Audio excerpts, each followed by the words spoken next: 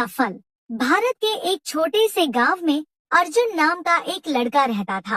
अर्जुन गांव का सबसे होशियार और मेहनती लड़का माना जाता था। उसके पिता किसान थे और माँ गृहिणी। गरीबी के बावजूद अर्जुन ने हमेशा सपनों को बड़ा रखा था। उसका विश्वास था कि मेहनत और ईमानदारी से किया गया काम कभी व्यर्थ नहीं जाता। लेकिन गांव के बहुत से लोग अर्जुन की सोच पर हंसते थे। अर्जुन बचपन से ही पढ़ाई में अच्छा था। वह रोज खेत में पिता की मदद करता और शाम को पढ़ाई करता। गांव के अन्य लड़के अक्सर उसकी मजाक उड़ाते। क्या करेगा इतना पढ़कर, आखिर में तो हल ही चलाना पड़ेगा। ज्ञान ही इंसान की सबसे बड़ी पूंजी है। जब तक सांस है सीखना नहीं छोड़ना चाहिए, उसके पिता भी अक्सर कहते। बेटा, धन खो जाए तो फिर से कमाया जा सकता है, लेकिन शिक्षा खो जाए तो जीवन अधूरा हो जाता है। मैट्रिक पास करने के बाद अर्जुन ने शहर जाकर कॉलेज में दाखिला लेने का फैसला किया, लेकिन फीस जमा करने के लिए उसके पास पैसे नहीं थे। पिता ने एक पुराना बैल बेच दिया और माँ ने अपनी चूड़ियाँ गिरवी रख दी। शहर आकर अर्जुन ने पार्ट टाइम काम शुरू किया। दिन में पढ़ाई और रात में मजदूरी करता। कॉलेज में अर्जुन के दोस्त महंगे कपड़े पहनते, बड़ी गाड़ियों में घूमते और अर्जुन का मजाक उड़ाते। अरे गाँव वाले, तेरे कपड़े देखो, लगता है जैसे सदियों पुराने हैं। अर्जुन मुस्कुरा देता और कहता, कपड़ों से इंसान की कीमत नहीं होती, बल्कि उसके कर्म और ज्ञान से होती है। धीरे धीरे कुछ अध्यापक उसकी लगन से प्रभावित हुए। कड़ी मेहनत और ईमानदारी से अर्जुन ने कॉलेज टॉप किया।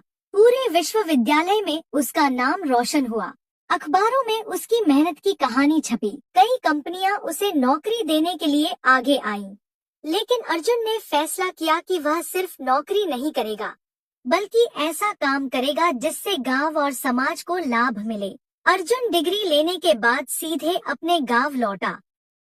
लोग हैरान थे, इतनी बड़ी डिग्री लेकर ये गांव क्यों आया है? शहर में रहकर लाखों कमा सकता था। अर्जुन ने गांव वालों को इकट्ठा करके कहा, मैंने देखा है कि किसान अपनी मेहनत का पूरा फल नहीं पा पाते। बीच में बिचौलिए सारा लाभ खा जाते हैं।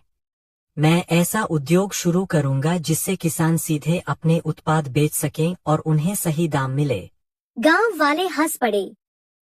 अरे, ये सब किताबों की बातें हैं, असल जिंदगी में ऐसा नहीं होता।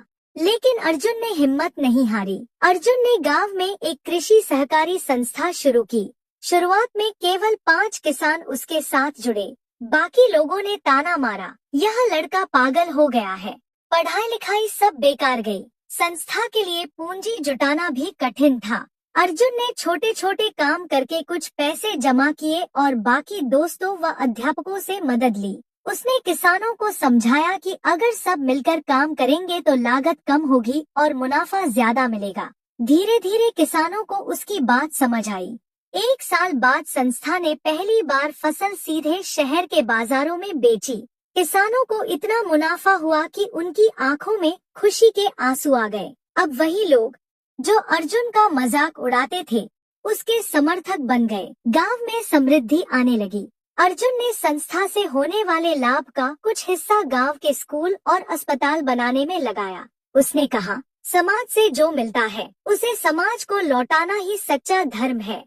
समृद्धि देखकर कुछ लालची व्यापारी नाराज हो गए। वे नहीं चाहते थे कि गांव वाले स्वतंत्र हों। उन्होंने अर्जुन के खिलाफ साजिश रचनी शुरू कर दी। उन्होंने गांव में अफवाह फैलाई कि अर्जुन किसानों का पैसा हड़प रहा है। कुछ लोग फिर से उसके खिलाफ हो गए। अर्जुन टूट गया, लेकिन हार नहीं मानी। उसने सभी खातों का हिसाब गांव की चौपाल में सबके सामने रख दिया। सच देखकर लोग चकित रह गए और व्यापारी बेनकाब हो गए। अर्जुन अब न केवल गांव बल्कि आसपास के जिलों के लिए प्रेरणा बन चुका था। सरकार ने उसकी संस्था को आदर्श सहकारी समिति का दर्जा दिया। वह अक्सर बच्चों से कहता, सफलता का असली अर्थ सिर्फ धन कमाना नहीं है, बल्कि दूसरों के जीवन में रोशनी लाना है। ईमानदारी और मेहनत का रास्ता कठिन जरूर है, लेकिन अंत में वही सही मंजिल तक पहुंचाता है। अर्जुन की कहानी से यह शिक्षा मिलती है कि कठिनाइयाँ कितनी भी हों, अगर इंसान सच्चाई, ईमानदारी और धैर्य के साथ आगे बढ़े तो सफलता निश्चित है। सच्चे कर्म कभी व्यर्थ नहीं जाते। समाज का असली नायक वही है जो खुद के लिए नहीं बल्कि सबके लिए जीता है। मेहनत का कोई विकल्प नहीं होता। सच्चाई और ईमानदारी से किया गया कार्य कभी व्यर्थ नहीं जाता। सफल वही है जो समाज और दूसरों के लिए सोचता है। अफवाहें और बाधाएं केवल अस्थायी होती हैं। सत्य अंत में विजयी होता है।